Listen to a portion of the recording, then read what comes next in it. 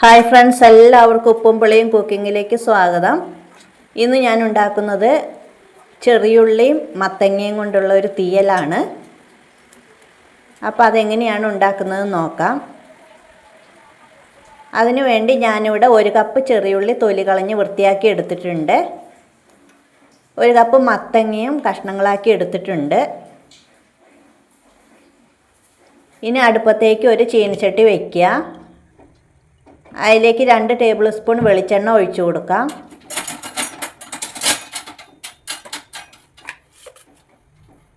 വെളിച്ചെണ്ണ ഒന്ന് ചൂടായി വരുമ്പോൾ 1/2 ടീസ്പൂൺ കടുകിട്ട് കൊടുക്കുക. 2 പച്ചമുളകും കറിവേപ്പിലയും കൂടെ ചേർത്ത് കൊടുക്കുക. അതൊന്ന് ചൂടാകുമ്പോൾ ചെറിയുള്ളി ഇട്ട് ഒന്ന് വഴറ്റണം. ഒന്ന് സോഫ്റ്റായി വരുന്നത് വരെ മാത്രം വഴറ്റിയാൽ മതിയാകും. 1 മിനിറ്റ് വഴറ്റുമ്പോൾ അതെല്ലാം ഒന്ന് സോഫ്റ്റായി കിട്ടും. ഈ ഒരു പരുവത്തിലാവുമ്പോൾ മത്തങ്ങ ഇട്ട് കൊടുക്കുക.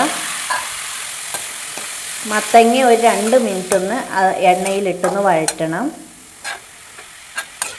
ഇങ്ങനെ വഴറ്റുമ്പോഴാണ് തീയൽ നല്ല ടേസ്റ്റ് ഉണ്ടാവും.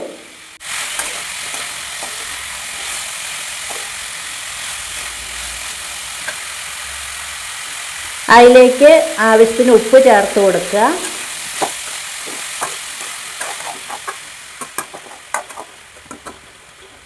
ഇനി ഒരു 1/4 ഗ്ലാസ് വെള്ളം കൂടെ ഒഴിച്ചു കൊടുക്കണം. അല്ലെങ്കിൽ ഇത് വേവിക്കുമ്പോൾ അടി പിടിക്കും. എന്നിട്ട് മൂടി വെച്ച് വേവിക്കാം. ഒരു 2-3 മിനിറ്റ് കഴിയുമ്പോൾ ഒന്ന് തുറന്ന് വെച്ച് ഇളക്കി കൊടുക്കുക.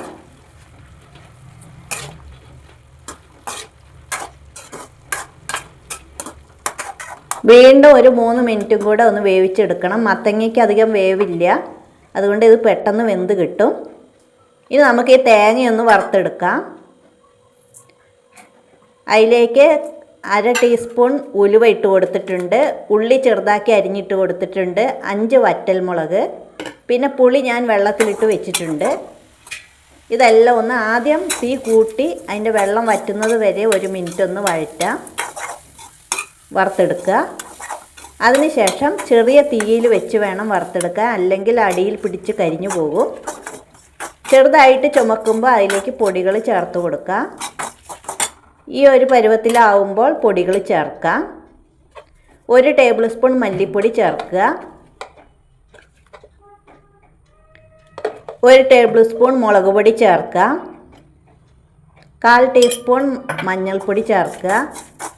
വറ്റൽമുളക് ചേർത്തിട്ടുണ്ടല്ലോ, അപ്പോൾ അതിന് വറ്റൽമുളകിൻ്റെ എരിവും കൂടി ഉണ്ടാവും. ഇനി എല്ലാം കൂടെ 1 മിനിറ്റ് ഒന്ന് ആ തേങ്ങയിലിട്ടൊന്ന് വറുത്തെടുക്കാം.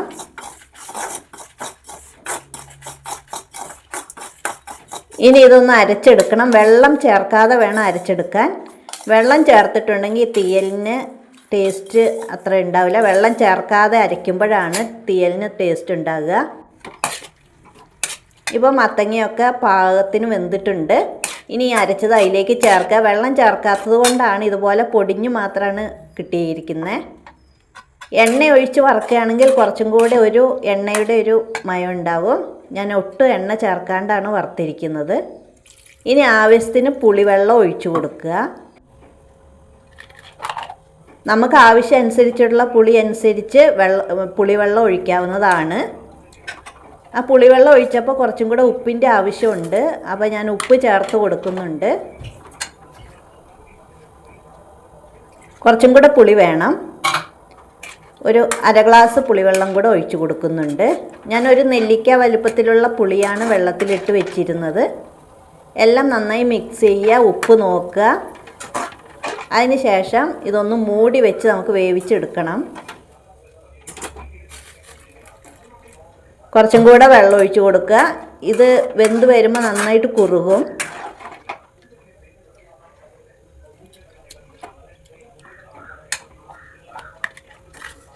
ഇപ്പോൾ ഉപ്പൊക്കെ പാകത്തിനായിട്ടുണ്ട്. ഇനി നമുക്കിതൊന്ന് മൂടി വെച്ച് വേവിക്കാം.